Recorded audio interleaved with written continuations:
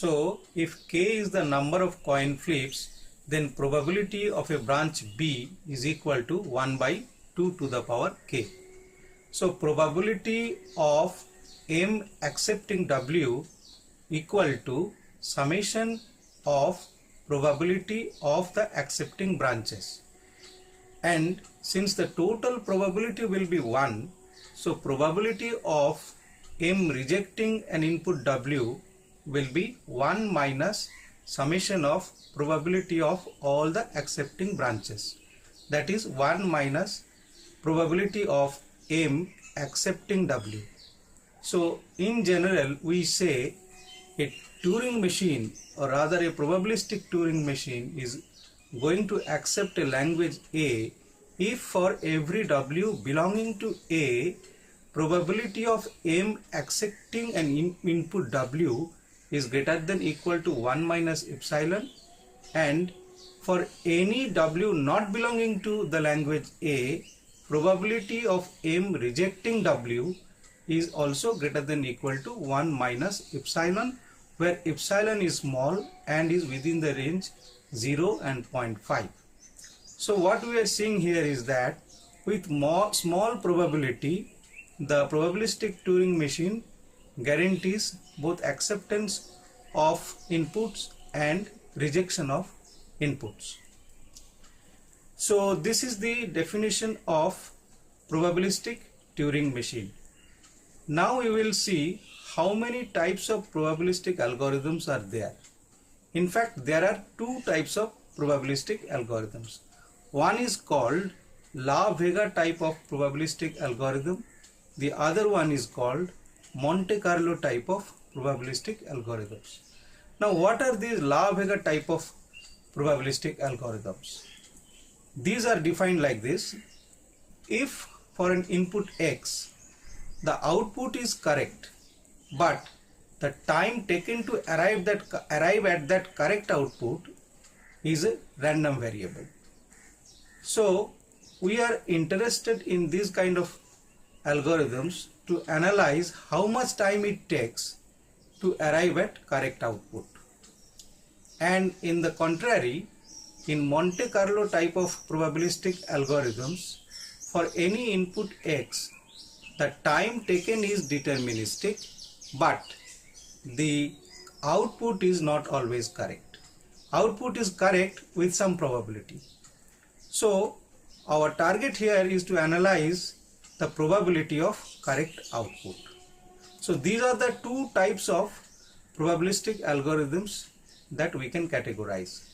Besides this, there may be another type which is both type, where the output is incorrect as well as the time taken is also non-deterministic.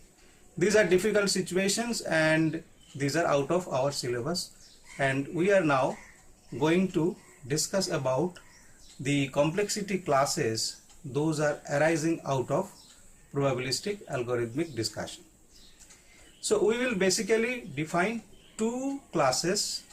One is called BPP, the other one is called RP. Now what is BPP? BPP stands for Bounded Error Probabilistic Polynomial Time Class of Problems, and RP stands for Randomized Polynomial Time Class of Problems. So who are BPP?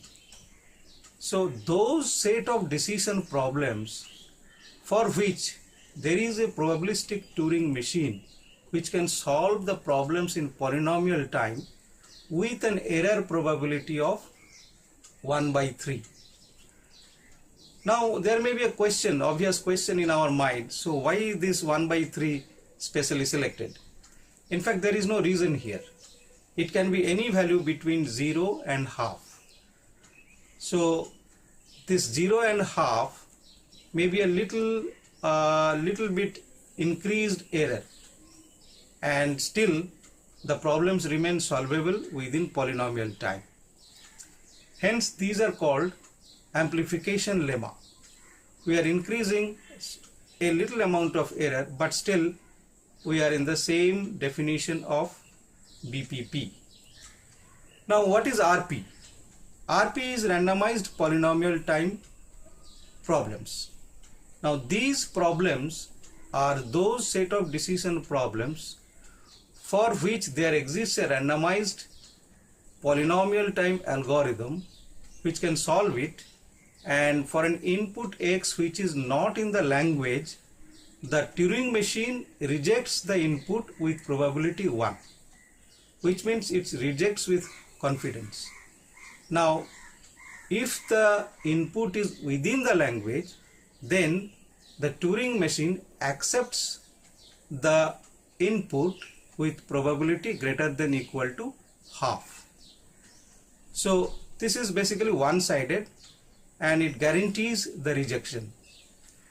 So these are the two classes, main classes of complexity which has arisen out of the probabilistic algorithmic discussion. Now the relationship between them is very obvious. So RP is a subset of BPP, because any problem which is solvable in randomized algorithm in polynomial time and with some error probability is definitely within BPP. So RP is a subset of BPP. Now there may be an obvious question inside our mind: what is the relationship between P, BPP and RP?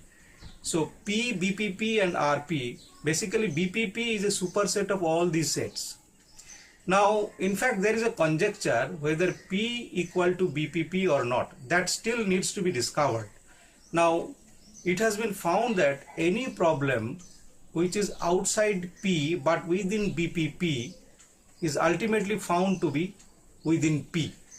Hence, the set of decisions problems which are in P are actually increasing to touch the set of BPP. But it is still to be proved whether P equal to BPP. This is a conjecture to be proved.